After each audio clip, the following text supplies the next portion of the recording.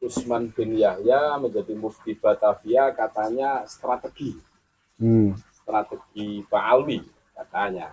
Ini menurut pandangan Ismar gimana? Apakah betul-betul strategi atau hanya peralihan dalih saja?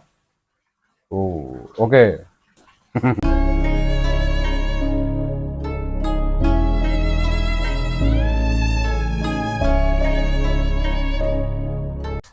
Assalamualaikum warahmatullahi wabarakatuh. Saudara-saudaraku yang saya cintai, saya banggakan, bertemu lagi dengan orang Banyumas. Hari ini hari Minggu malam, tanggal berapa nih? 30 Juni 2024. Sedang ramai masih terkait dengan polemik nasabah Alawi. Terbaru katanya ada statement dari Muhammad Rizik Syihab terkait dengan Usman bin Yahya, leluhurnya itu. Apa Kang Bita yang dikatakan Muhammad Rizik Syihab itu? Usman bin Yahya menjadi mufti Batavia katanya strategi, strategi Pak Alwi katanya. Ini menurut pandangan Ismar gimana? Apakah betul-betul strategi atau hanya peralihan dalih saja? Oh, oke. Ya, kalau Usman bin Yahya menjadi mufti Batavia, bekerja kepada Batavia, maksud saya kepada Belanda gitu ya, mufti Batavia bekerja kepada Belanda untuk kepentingan Belanda, kemudian dikatakan itu strateginya, strategi perjuangan melawan Belanda, ya menurut saya itu pembenaran yang tidak masuk akal dan tidak bisa diterima oleh akal sehat. Bagaimana dikatakan strategi? Wong dia itu bekerja dibayar oleh Belanda untuk kepentingan Belanda. Sementara fatwanya mufti Batavia itu, Usman bin Yahya itu, jelas-jelas merugikan masyarakat Nusantara ketika itu. Di antaranya adalah fatwa tentang bahwa perjuangan para ulama-ulama Nusantara yang paling jelas adalah peristiwa Geger Cilegon, di mana itu perangnya para kiai mursyid Thariqah Qadiriyah Naqsabandiyah yang di bawah bimbingan dorongan jihad dikomandani oleh Syekh Abdul Karim Banten. Itu difatwai sebagai sebuah bukan perang jihad, dikatakan sebagai sebuah perlawanan, pemberontakan, perang yang menimbulkan kerusakan. Kayak gitu dikatakan strategi. Bagaimana mungkin? Itu adalah fatwa yang menguntungkan pemerintah Belanda, membuat Belanda kemudian semakin masif menyerang ulama-ulama Nusantara, bahkan ditangkapin pengikutnya juga.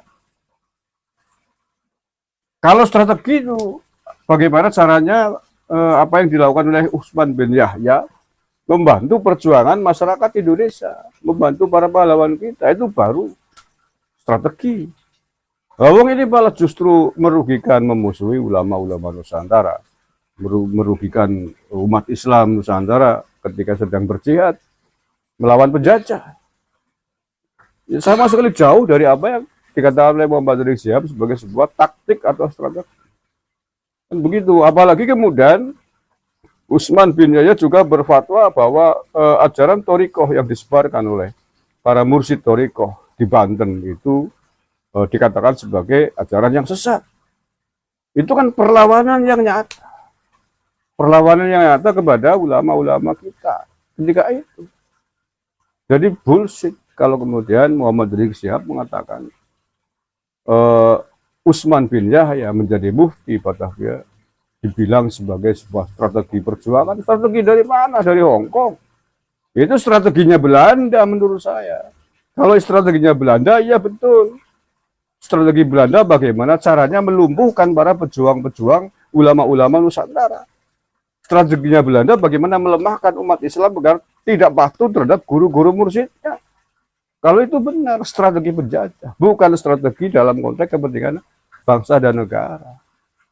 Jadi kalau Muhammad Rizik Syihab mengatakan begitu, itu strategi bagaimana untuk melawan Belanda, menyusup dari dalam, bekerja Belanda, itu omong kosong.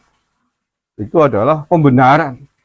Pembenaran terhadap leluhurnya biar tidak dikatakan sebagai bekerja sama dengan penjajah. Pembenaran agar tidak dikatakan sebagai pekerjanya Belanda, sekutunya penjajah. Tapi fatwa-fatwa yang dibuat oleh Utsman bin Yahya jelas. Persoalan bahwa dia orang alim, oke, itu lain persoalan. Senuk Gurgonya juga alim. Tapi bahwa kealimannya, ilmu agama yang dimiliki adalah dalam konteks kepentingan Belanda untuk memusuhi ulama-ulama di Nusantara. Sama kayak Utsman bin Yahya. Membuat fatwa, dibuat dalam kitab itu kan, Minhajul Istiqomah kalau nggak salah kitabnya.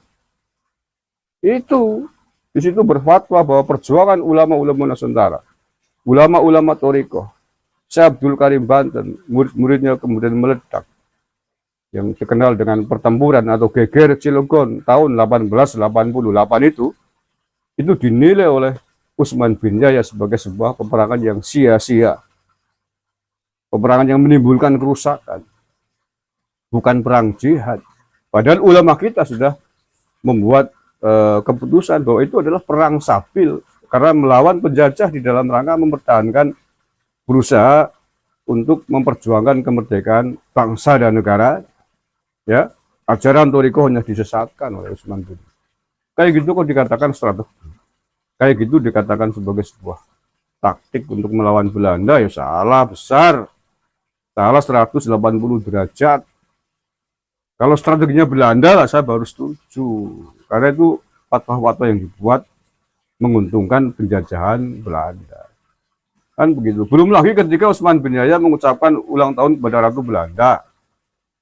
Itu kan membuat surat khusus. Doa khusus buat Ratu Belanda. Dan itu ditentang tidak hanya oleh ulama-ulama di Nusantara, tapi juga oleh ulama-ulama dari luar negeri menyayangkan ini. Kayak gitu dikatakan strategi lagi, Pak Rizik. Nggak bener sampean gitu. Ya udah diakui aja, leluhurmu. Sejarah kedatangan leluhur para klan Balawin dari Yaman ini dulu adalah bareng-bareng dengan Belanda untuk kepentingan Belanda di sini. Itu diakui gentle aja. Jadi dari mana judulnya? Bagaimana bisa judulnya orang-orang pendatang ke sini, pengungsi dari Yaman ke sini, kemudian di sini bekerja untuk kepentingan negara yang dari dijajah oleh sekutunya itu oleh Belanda, ya nggak masuk akal. Tetapi bahwa kalau mereka datang ke sini yang mendatangkan Belanda, kemudian mereka bekerja untuk kepentingan Belanda yang sedang menjajah tanah air kita, itu baru masuk akal. Lah ya masa didatangkan dari Yaman ke sini, kemudian di sini kok melawan pada negara pihak yang membawanya ke sini, itu kan nggak masuk akal. Kalau itu yang terjadi sudah dibuang sama Belanda pasti, pulangkan lagi ke Yaman.